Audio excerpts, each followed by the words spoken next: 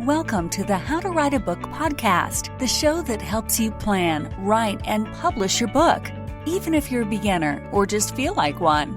Now, for your host, she's written over a dozen books and helps others bring their books to life. Here she is, Maciel. Hey everybody, welcome back to the How to Write a Book podcast. Y'all, day 29. All right, so let's just take a moment to congratulate yourself and prepare for tomorrow. And why for tomorrow? Because it's just going to give you a moment of celebration, a moment of exhilaration. We're going to celebrate ourselves tomorrow. But today, I want to get you in the right mindset for tomorrow. So it's day 29. And, right now, this might be you where you're thinking, oh my gosh, I didn't write enough. I have so much more to write. I mean, even if I write for the next 8 hours straight, I'm not going to make my deadline and it's just going to suck, etc., etc. And oh man, I totally know what you mean. Like, having a pressure of a deadline can sometimes feel very daunting, but I'm here to remind you that you are showing up to your writing. And if there's one thing I've learned throughout this year, it's that getting to know yourself as a writer can be pivotal and it can skyrocket your own success. And the reason I say that is because, as you guys know, I enrolled in Dean Wesley Smith's publish a book a month challenge, and it did not go as I planned, and I was kind of unsure if I was going to meet the requirements for this program. But above all, I thought that, okay, even if I do or don't make it, then I will be, this type of writer at the end. And that is not at all what happened. I had no idea that my mind would morph and change in such a way. And I realized that as I tried harder and harder, which was hard at first because you have a certain mileage at first, and then you start getting better and better at it.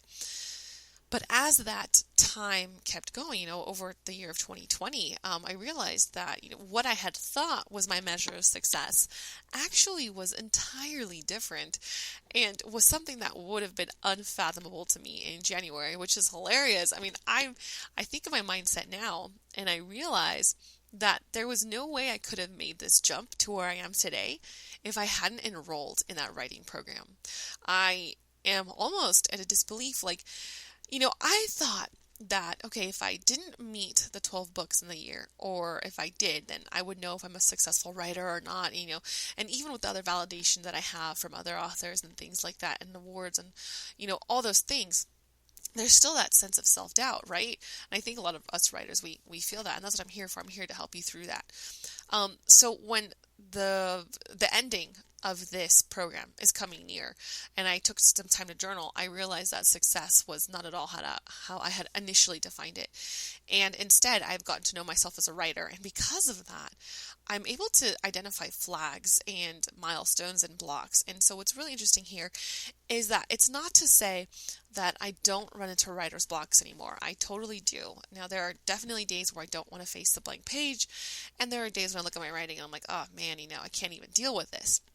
But as I've grown to know myself as a writer, I've realized that these are really just, they're trying to trip me up. It's like those little demons of doubt that are trying to stick their way in front of me and trip me in the hallway. But now that I'm more experienced, I'm like, okay, I recognize what it is. And that was really important to me because I could make deadlines for other people. I could make deadlines for other writers and authors and publishers. But making a deadline for myself was an entirely different beast. And that's pivotal in this business. So all in all, to say that no matter where your writing journey is starting, keep track of yourself and celebrate yourself and have compassion towards yourself. Even if you're not exactly where you want to end up in a year from now or in a couple months from now, do take the time to acknowledge where you are, because it is absolutely fascinating how the human mind can expand and change and weave itself into something else entirely different that you never would have expected had you not gone on this journey. And I think that is some of the most beautiful blessings of all. It's knowing that your mind has expanded, bro. Like, you have taken a leap, and that creates a tool set in your mind that makes you a sharper, stronger writer for next year. All right, guys, thank you so much for joining us. And again, take the time to celebrate yourself, to honor your writing, to be like, yeah, bro, I'm a writer. Way to go. All right, so I'll see you tomorrow. Final day. Catch you on the other side. Bye. Hey there, writer. Thank you for listening to the How to Write a Book podcast with your host, Maciel Valenzuela. If you like the show, we'd be happy if you left a review. For more information on writing and the writer's life, go to www.themaciel.com. That's www.themassiel.com. We'll see you on the other side.